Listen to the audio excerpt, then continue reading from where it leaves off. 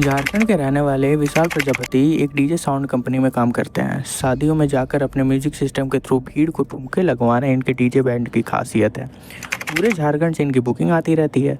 17 अप्रैल 2023 को विशाल कुछ अपने साथियों के साथ एक शादी से पैकअप करके वापस जमशेदपुर लौट रहे थे और जैसे ही इनकी गाड़ी NS 33 के तैमारा घाटी के अंदर आती है, ड्राइवर के सामने हो जाता है कंप्लीट ब्लैकआउट। और फिर उस रात इस डीजे बैंड ने जो जो एक्सपीरियंस किया, भाई उसे जानकर आपके अंदर खौफ की एक तेज़ लहर जरूर दौड़ जाएगी।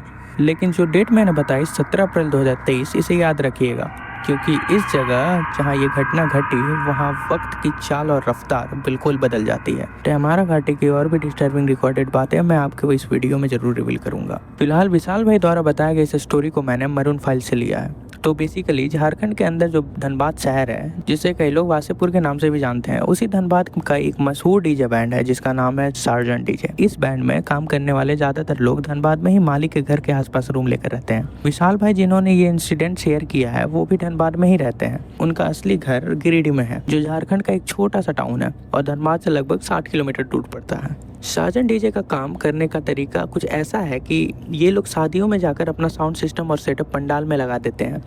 इनकी टीम 8 से 10 लोगों की होती है, जो अलग अलग बैचेस में डिवाइड होती है। हर बैच एक पार्टिकुलर लोकेशन पर जाकर सर्विस देता है। विशाल जिस बैच में काम कर रहा था वो लोग धनबाद के आसपास की शादियों में ही जाते हैं, मतलब इनका ज़्यादा लॉन्ग डिस्टेंस ट्रेवल का सिस्टम नहीं था। जैसे मैंने बताया, ये डीजे साउंड सर्विस झारखंड में काफ़ी फेमस है। तो अप्रैल 2023 में जब पूरा मैरिज सीजन चल रहा था, यानी लगन चल रहा था, तब एक ही दिन इनके पास 2 बुकिंग आ गई। एक बुकिंग रांची की थी और एक जमशेदपुर की। अब प्रॉब्लम ये था कि रांची और जमशेदपुर दोनों एरिया को कवर करने के लिए इनके पास सिर्फ एक ही बैच था। तो सार्जेंट डीजे के मालिक ने सोचा कि सार्जेंट डीजे और जितने भी लोग डीजे बैंड में काम करते हैं वो सारे के सारे धनबाद के अंदर ही मालिक के घर के आसपास रूम लेकर रहते हैं। अब जो विशाल भाई ने ये घटना मेरे साथ शेयर की है वो भी धनबाद में ही रहते थे। बेसिकली इनका घर गिरिडीह में है। गिरिडीह झारखंड का एक छोटा सा टाउन है जो धनबाद से लगभग 60 किलोमीटर दूर पड़ता है। सार्जेंट डीजे का काम करने का तरीका कुछ ऐसा है, शादियों में जाके ये लोग अपना साउंड सिस्टम पूरा सेटअप करते हैं। जो भी पंडाल वगैरह होता है वहाँ पर इनकी एक टीम बनी हुई है 8 से 10 लोगों की, मतलब अलग अलग बैच में डिवाइड होता है। हर बैच एक पार्टिकुलर लोकेशन पर जाकर अपना सर्विस देता है। विशाल जिस बैच में काम कर रहा था वो लोग धनबाद के आसपास के जो शादियाँ होती हैं वही मैनेज करते हैं, वही देखते हैं। मतलब इनका सिस्टम लॉन्ग डिस्टेंस ट्रेवल का नहीं था। जैसे मैंने बताया था, ये डीजे साउंड सर्विस झारखंड में काफ़ी फेमस है। अप्रैल 2023 में जब पूरा मैरिज सीजन चल रहा था, जिसे हम लोग लगन भी बोलते हैं, उस टाइम इनके पास एक दिन में 2 बुकिंग आ जाती है, एक रांची की और एक जमशेदपुर की। अब इनके पास एक ही बैच था जो रांची और जमशेदपुर दोनों एरिया देखता है। तो सार्जेंट डीजे के मालिक ने सोचा कि जो बैच रांची जमशेदपुर देखता है उनको जमशेदपुर भेज देते हैं और विशाल के बैच को रांची भेज देते हैं। वहाँ ये लोग सर्विस देके नेक्स्ट डे धनबाद वापस आ जाएंगे। आई होप आपको ये पूरा सिस्टम क्लियर हो गया होगा। विशाल और उनकी टीम पहली बार रांची जाकर अपनी साउंड सर्विस देने वाली थी और भाई इसी के साथ हो जाता है एक बहुत बड़ा खेला। विशाल और उनकी टीम ट्रक में बैठकर रांची पहुंचते हैं और दूसरी टीम पिकअप वैन में बैठकर जमशेदपुर पहुंचती है। धनबाद से निकलकर विशाल और उनकी टीम रांची पहुंच चुकी थी। डांगरा चौक के पास एक मैरिज हॉल था, वहां पर एक शादी थी जहां इनको अपना पूरा साउंड सिस्टम सेट करना था। रात भर इन्होंने अपना डीजे साउंड लगा के बारातियों को खूब नचाया। सब कुछ बहुत अच्छा चल रहा था। अगले दिन सुबह सुबह ये लोग पैकअप करने लगे। जब ये अपना पूरा साउंड सिस्टम पैक करके ट्रक में लोड कर रहे थे, तभी इनके मालिक का कॉल आता है विशाल की टीम को जो लीड कर रहा था उसके पास, कि जो जमशेदपुर पिकअप वैन गई थी ना, वो वहाँ खराब हो गई है। तुम लोग ट्रक लेकर जमशेदपुर जाओ और वहाँ का जो मैरिज हॉल का सामान है उसे भी इसी ट्रक में लोड करके सब एक साथ धनबाद वापस लेकर आ जाना। जैसे ही मालिक का फ़ोन आता है उसके बाद सब लोग रिलैक्स हो जाते हैं, आराम से पैकिंग करते हैं, सोचते हैं कि जमशेदपुर ही तो जाना है। रांची से जमशेदपुर सिर्फ 130 किलोमीटर दूर है। फिर इन्होंने पैकअप किया, खाना वाना खाया, थोड़ा रेस्ट किया और फाइनली जब ये जमशेदपुर के लिए निकल रहे थे तब घड़ी में शाम के 7 बज रहे थे। विशाल की टीम में जो ट्रक ड्राइवर था वो बैंड में काम करता था और पहले भी वो इस रूट पे ट्रैवल कर चुका था। वो इस रूट पर दिन के टाइम में गाड़ी चला चुका था, लेकिन आज पहली बार रात के टाइम उस रूट को क्रॉस करने वाला था। वो थोड़ा बहुत उसने भी सुन रखा था, जो तैमारा घाटी वाला एरिया है ना, वो रात के टाइम थोड़ा सा सेंसिटिव होता है, उसे क्रॉस करने में रिस्क होता है। तो उसने अपने मालिक को कॉल किया और बोला, भाई अभी 7 बज चुका है, यहाँ से रांची से निकलते निकलते तैमारा लगभग 8:30 के आसपास क्रॉस होगा और हमें ठीक नहीं लग रहा है इस टाइम। आपको भी पता ही है। उधर से मालिक बोलते हैं, तुम टेंशन क्यों ले रहे हो, तुम लोग अकेले थोड़ी हो, अगर किसी को अकेले आना होता तो हम खुद ही मना कर देते हैं।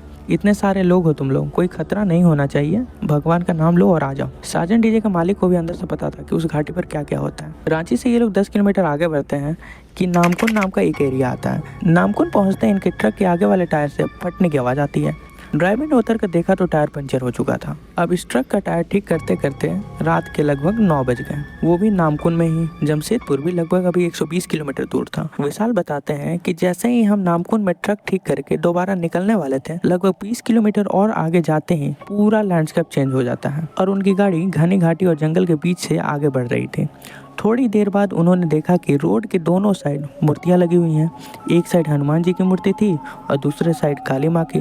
जहाँ पे ये मूर्तियां थी वहाँ पास में एक बोर्ड लगा हुआ था, तहमारा घाटी। लेकिन तहमारा घाटी में एंटर करते हैं विशाल और उनके दोस्त से एक बहुत बड़ी गलती हो गई। वो गलती क्या थी ये मैं आगे बताऊंगा। ट्रक में ड्राइवर के साथ आगे वाली कैबिन में 4 लड़के बैठे हुए थे और ट्रक के पीछे वाले हिस्से में 5 लड़के थे। पीछे डीजे साउंड सिस्टम और उनका जनरेटर रखा हुआ था जो वो हर जगह साथ लेकर जाते थे। जैसे ही ये लोग तहमारा घाटी के अंदर एंटर करते हैं, विशाल बताते हैं कि जो थोड़ी बहुत स्ट्रीट लाइट लगी हुई थी वो बहुत फ्लक्चुएट कर रही थी। कभी लाइट बिल्कुल डिम हो जाती थी, कभी अचानक पूरी ब्राइट, फिर डिम, फिर ब्राइट। ड्राइवर सिर्फ 15-20 की स्पीड में घाटी क्रॉस कर रहा था। दोनों साइड पहाड़ और घना जंगल था। ट्रक ऊपर और पीछे से पूरी तरह तिरपाल से कवर था। घाटी के अंदर चल रही हवा बार बार तिरपाल से टकरा रही थी। पूरा एटमॉस्फेयर उस वक्त बहुत ही डरावना हो चुका था। इसी बीच अचानक विशाल का फोन बजता है। विशाल ने कॉल रिसीव किया तो पता चला कि ट्रक के पीछे बैठे लड़कों में से ही एक का कॉल था। उसका नाम था माथे। माथे ने बोला, भाई मेरे मोबाइल का डेटा खत्म हो गया है, तू थोड़ा रिचार्ज कर दे। विशाल फ़ोन पे खोला रिचार्ज करने के लिए, तब उसकी नज़र अपने मोबाइल के टाइम और डेट पे पड़ती है। डेट दिख रहा था 16 अप्रैल 2020 और टाइम था 3:02, जबकि ये घटना तो 2023 की थी। विशाल ने सोचा शायद फ़ोन में कोई प्रॉब्लम हो गई होगी। उसने माथे का फ़ोन रिचार्ज कर दिया और इस इंसिडेंट को इग्नोर करके फ़ोन साइड में रख दिया। लेकिन ये कोई आम बात नहीं थी। आगे आपको पता चलेगा कि एग्जैक्टली क्या होने वाला था। तब तक उसका ट्रक प्रॉपर्ली तहमारा घाटी के अंदर घुस चुका था।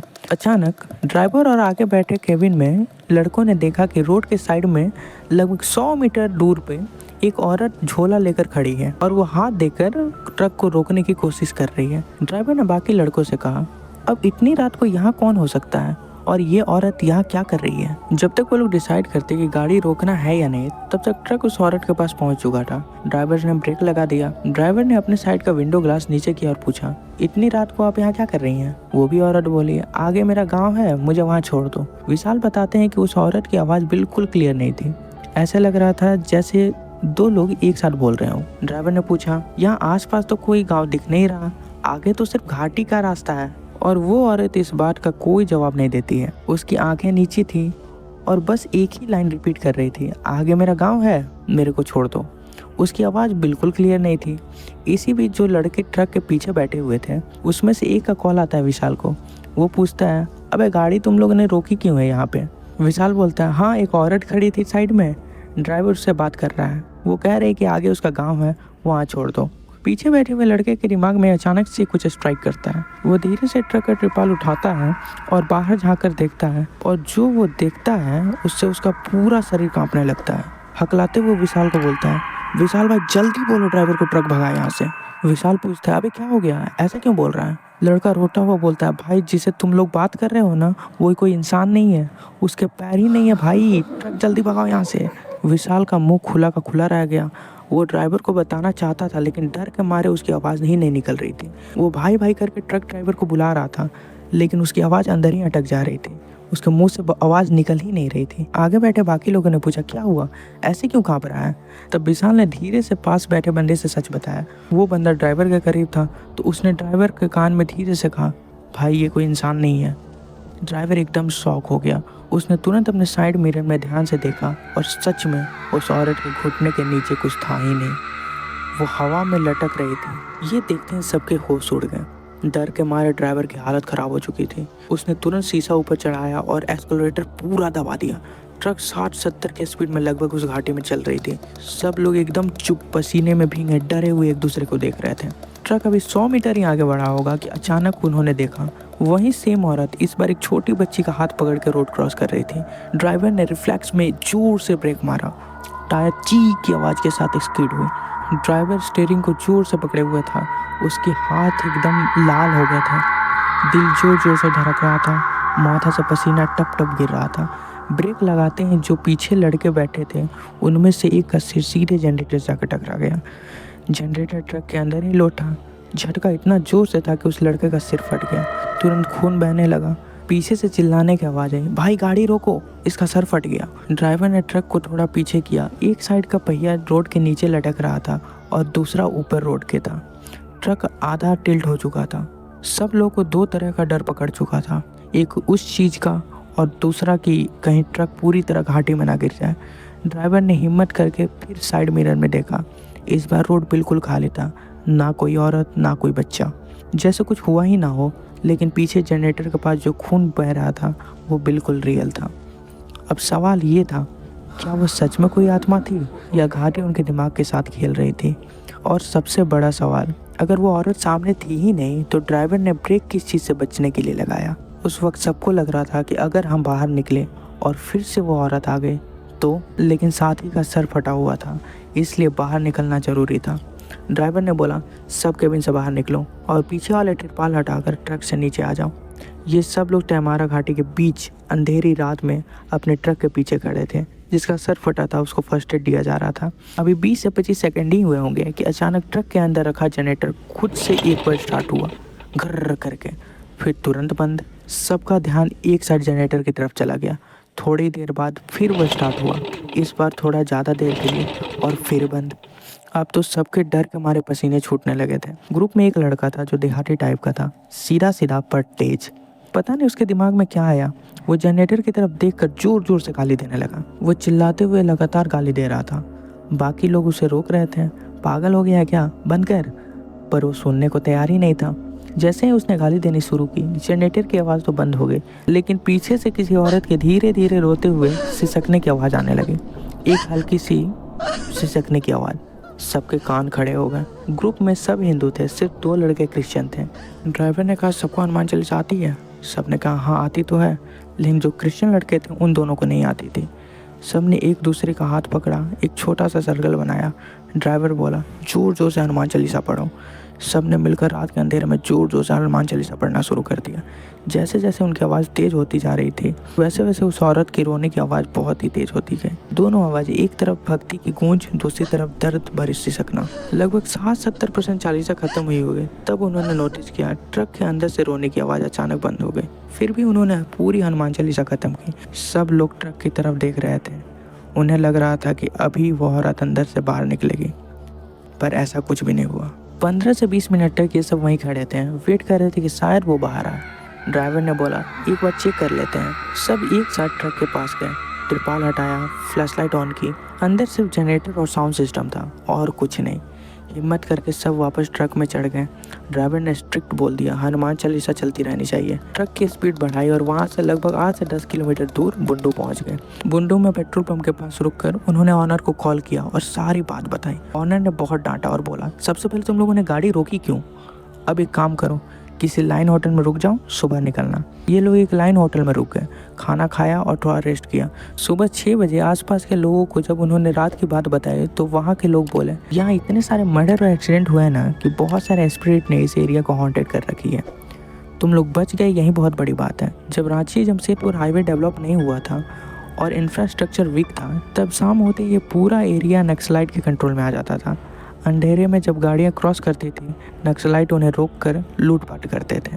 जो लोग कोऑपरेट करते थे उन्हें छोड़ देते थे, लेकिन जो लोग जरा सा भी विरोध करते थे उसे वहीं गोली मार देते थे। इस घाटी में कई लोगों की हत्याएं हुई हैं। इन्हीं स्पिरिट से प्रोटेक्शन के लिए तेमारा घाटी शुरू होने से पहले हनुमान जी और काली माता की मूर्ति लगाई गई थी। रिवाज था कि लोग मूर्ति के सामने माथा टेक के ही आगे बढ़ते हैं, लेकिन शाम के टाइम नक्सलवादियों का खतरा होने की वजह से लोग वहां रुकना बंद कर दिए। बस मंदिर की तरफ सिक्का उछाल कर प्रार्थना करके आगे बढ़ जाते हैं। तब इन लोगों को रियलाइज हुआ, ना हमने माथा टेका ना ही सिक्का उछाला, और शायद वही सबसे बड़ी गलती थी। इस घाटी में एंटर करते ही टाइम उल्टा फुल्टा चलने लगता है। मैंने बताया था ना कि मोबाइल में डेट 2020 शो कर रहा था, जबकि साल 2023 चल रहा था। ऐसे बहुत लोगों के साथ हुआ है कि कभी फ्यूचर की डेट दिखाई देने लगती है, कभी पास्ट की। अब ये क्यों होता है, इसका एग्जैक्ट रीज़न आज तक कोई क्लियर नहीं कर पाया। अगर ये वीडियो वहाँ के लोकल लोग देख रहे हैं तो उन्हें कुछ इसके बारे में पता होगा ही, तो प्लीज़ कमेंट करके बताना ताकि सबको पता चले। अगर आपको यह वीडियो पसंद आई है तो वीडियो को लाइक और शेयर ज़रूर कर दीजिए और the haunted diary YouTube channel को सब्सक्राइब भी कर ही दीजिए। तो मिलते हैं इसी तरीके के किसी और डरावने स्टोरीज के साथ। Thanks for watching.